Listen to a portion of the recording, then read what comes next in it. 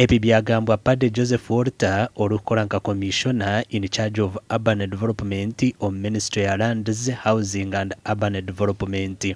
Walter yabayebembire abakuru ku rugo ministry egi kurambura umurimo gwo gukora enguuto za Fort Portal ansi y'enkola ya USMID ahigwahika kandi ngano kwetegereza yaba contractor naza kuba yahiriza umurimo ogu aha biro bya project egi erukuhendereramo bitakashikire.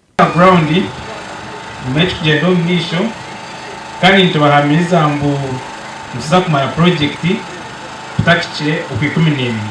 Major objective is to check how Fort Portal is getting on in the implementation of the project, having in mind that this USMID project is ending at the end of December. Konka cyashangwa ngo umurimo ogu gwahika bucweka nshanju na butana harigana. Look at works being at 75% vis-a-vis almost 98% of the time.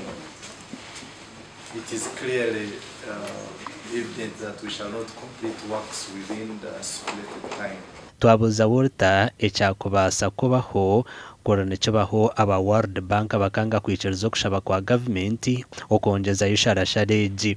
So those are some of the things the program technical committee will be discussing tomorrow in Kabale to see how Fort Portal can be supported to be able to complete these works 100%. Noba harabe habireho kucererwa Gavumenti yatendereza umurimo gukozerwe egumize ngo abakozi bagerizeho okwiyaho inshobezi babire batwire no bakora umubire bihuyire. Amakuru agagasha kwa Agacencwire.